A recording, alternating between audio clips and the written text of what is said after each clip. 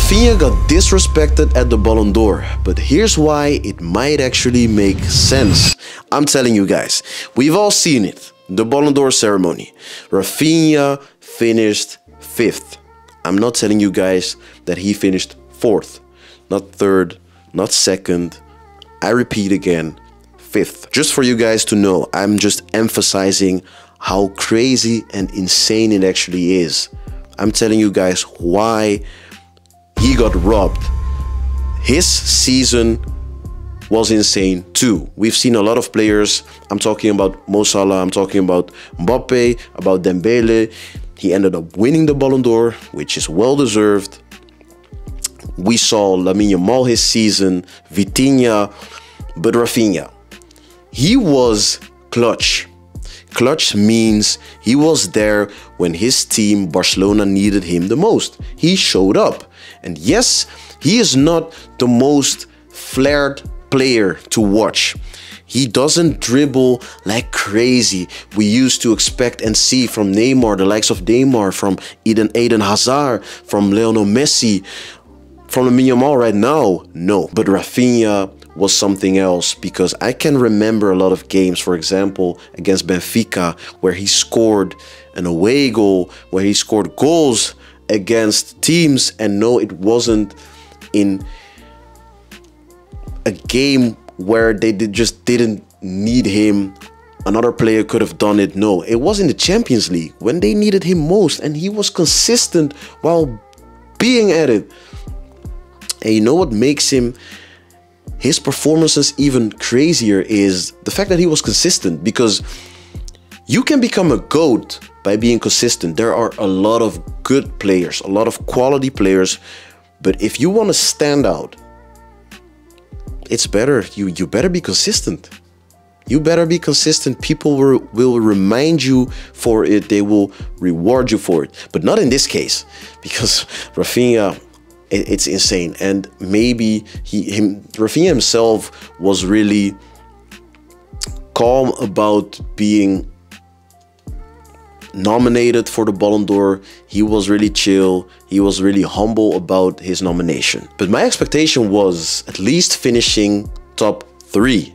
What was your expectation? Let me tell you this about the Ballon d'Or. The Ballon d'Or rewards narrative more than production, performance. And I'm gonna tell you why. Because if you compare Raphinha to his teammate Lamine Yamal, then it gets complicated. Let me tell you this about Lamine Yamal's hype, because yes, it's his age. It's the fact that he is popular. He has a brand already. He is popular under all football fans. Everyone likes him. Not everyone, but you get what I mean. The majority of the football fans, they like him. He has a lot of talent, so it's well deserved. It's a generational talent, but it's also generational hype. And yeah, I gotta mention it. There's a narrative bias, because football fans, they just love the shiny, flashy wonder kid. And of course, I do get all the attention. And honestly, I've seen him play. I watched him closely. This kid is something else. He is the future, and especially after my idol Cristiano Ronaldo is about to retire. After his retirement, I'm gonna leave some tears, drop some tears. But we need players like Lamine Yamal, because he has something extra. He can create something out of nothing whenever he wants. So yeah, guys, I totally get it. But then there's popularity versus performance. Who actually deserved it? Compare Lamine Yamal to Raphinha. So yes, of course, talking about football qualities, who gets more attention, the way he dribbles, it all looks good. Regarding Lamine Yamal's qualities, the way he plays, it all looks good. But let's talk about Raphinha, because he has all the stats. He has the clutch moments. He was there when his club needed him. And of course, Lamine Yamal as well. He was outstanding.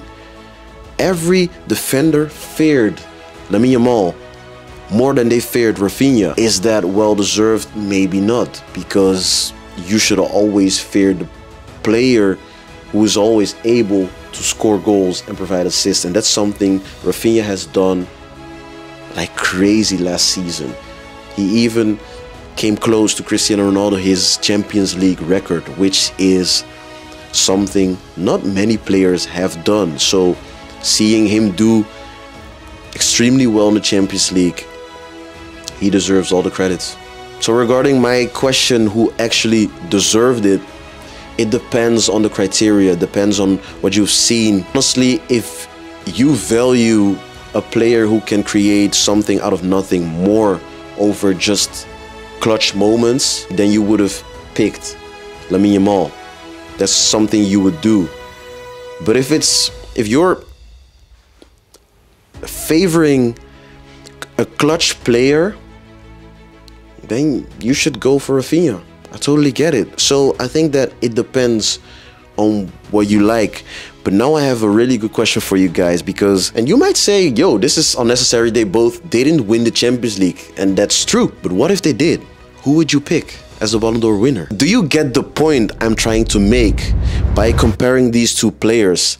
That's why I'm telling you guys, Raphinha deserves to be top 3.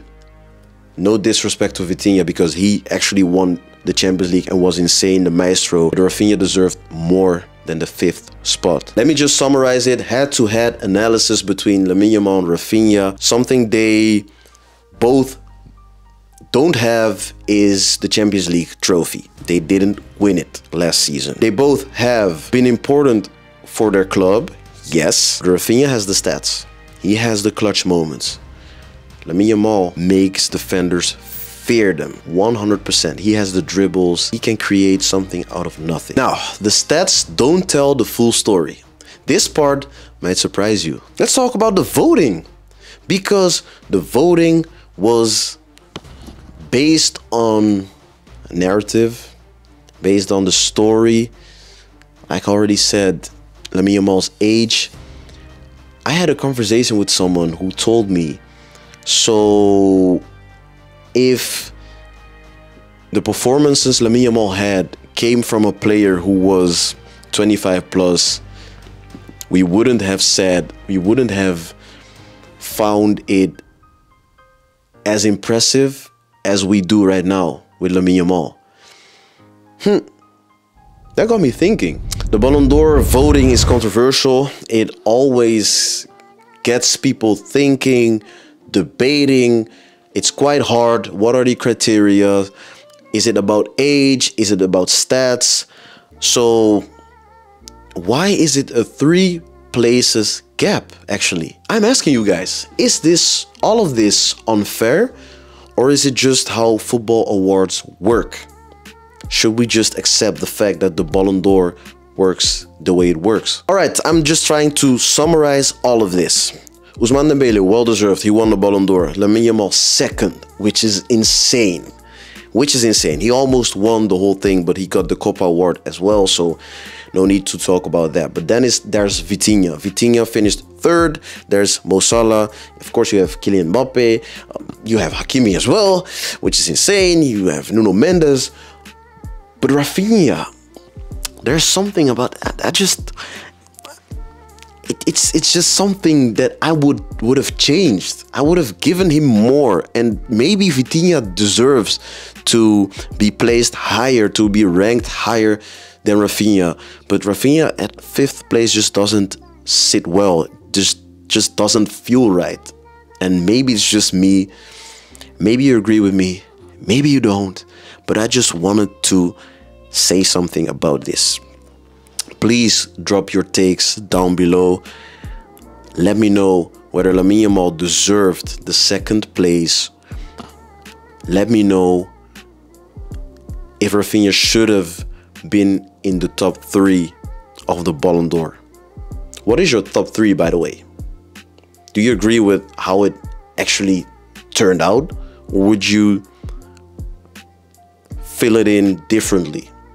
Just let me know. Hope you guys enjoyed this video. I have 2 surprises for you guys, because I just can't tell you guys, because like I said, it's a surprise. Please make sure you don't miss out on the next videos. And I'm telling you guys videos because I have a lot of content and it's just the editing work, but I'm on it, on this grind. posting YouTube videos.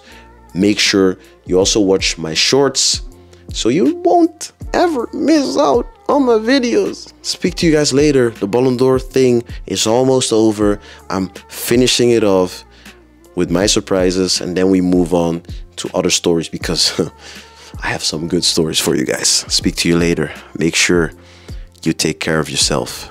Until the next video. Love. Bye bye.